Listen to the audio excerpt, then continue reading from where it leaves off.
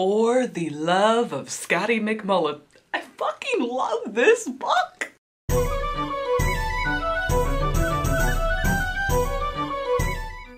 If you got the inside joke that is my intro, I love you. Don't worry, because if you didn't, I still love you. The proof is in the fact that I'm giving you this book. It can save your soul, water your crops, give Trumpy humanity. It's that good. Our girl Maddie is an oddball with a brain. She's smart, introverted, and people give her panic attacks. Basically, she is one of us. He's compiling an encyclopedia, Insects of the British Isles, in 4 volumes.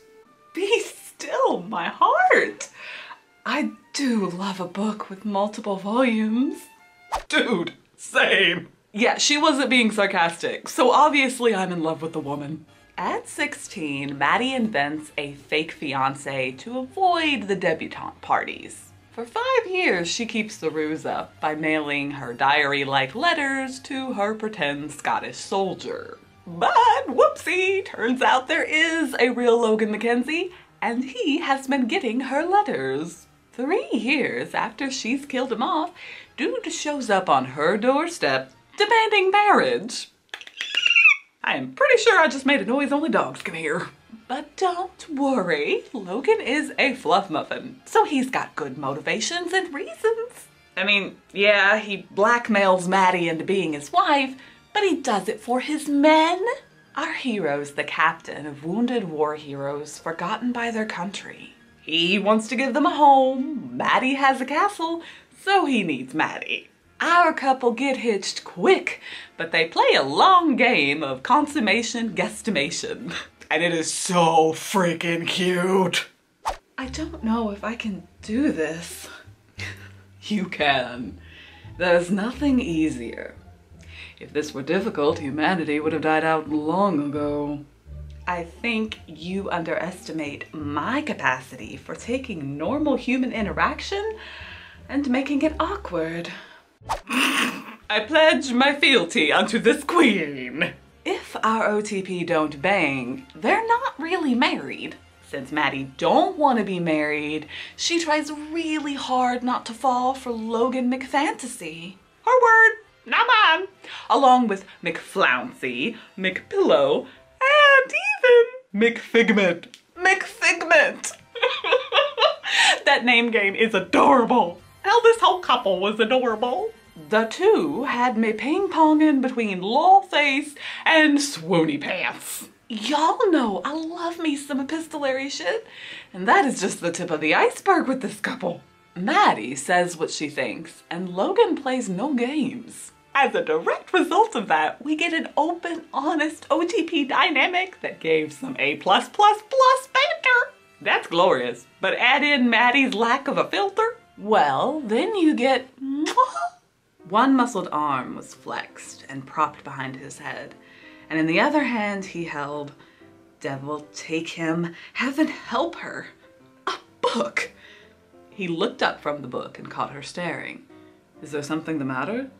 Yes, there's something the matter. Logan, this is bad.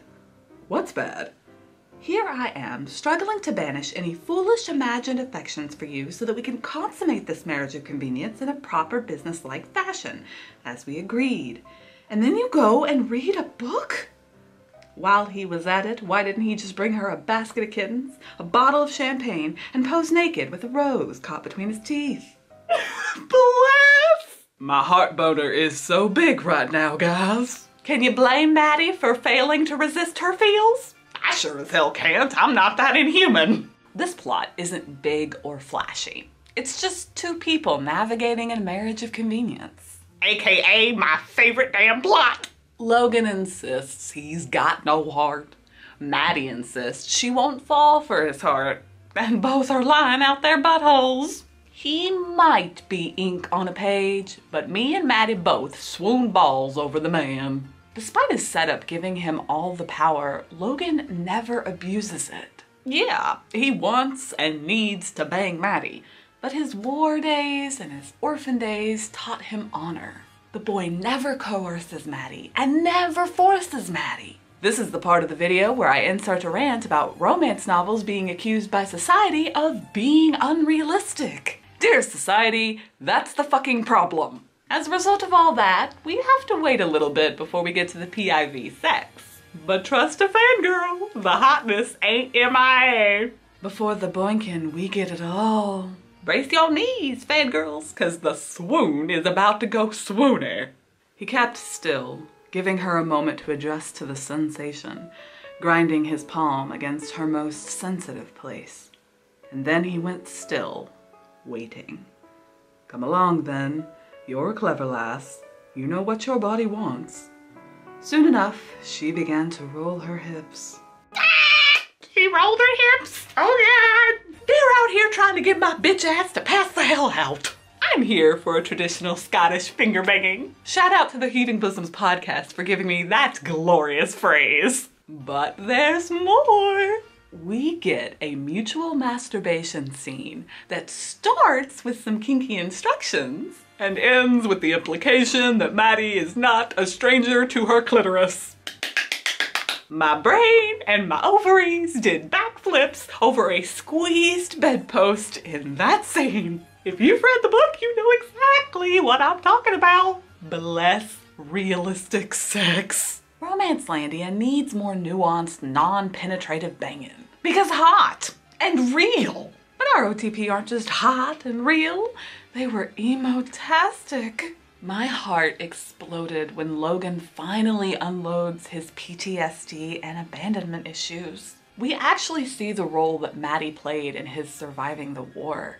And I just reached fangirl nirvana. It was so good. Yes, I am a crybaby bitch, but goddamn, if you read that scene and you don't shed a tear, you are a robot or you're Trump. Or possibly both. This book punched me with good words and great scenes. But it also managed to fuck me up with some sentences. Sentences like, every wash of pink on her cheeks or labored breath was suddenly a matter of his concern. Holy shit, Tessa is a fucking poet. The woman can write art with words. Then the woman can turn around and serve us gospel. Swagger was nothing more than bluster arranged to mask uncertainty. You didn't hear it because I edited it out, but my claps just broke the sound barrier.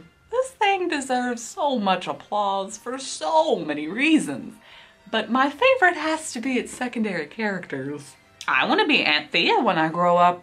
That old lady kicked balls. She's Maddie's companion, mom figure, and BFF all rolled into one.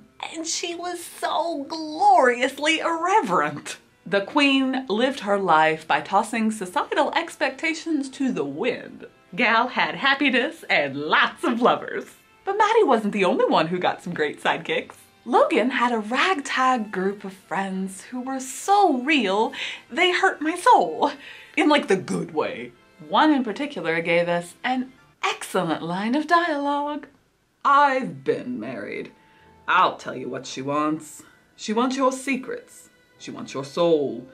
You've got to crack yourself open and find that broken, shameful piece of your heart that you'd hide from the world and God himself if you could manage it. And then serve it up to her on a platter. They won't settle for anything less. How is this book so goddamn perfect? It's not. There's the petty criticisms, like linen that spontaneously turns into muslin. There's stuff that isn't theirs fault, like the hero being named Logan, a name that is now synonymous with shithead. But then there was that one thing, an implication that irked me. Logan says something when he and Maddie are getting handsy, and that something made me side-eye. You want this, Moshudi. I know you do. Oh, you can try to deny it with words, but if I were to touch you right now, is that the same tale your body would tell? Or would I find you hot and wet and trembling beneath my fingertips? I realized that I did not do a good dramatic reading of that. Yes, that was hot, but that also pissed me off. Did you catch it? Did you hear what I heard? I heard that arousal equals consent. And that's not how that works. A ready body doesn't inherently mean a willing body. And I understand that that's not his motivation, but words have meaning, people.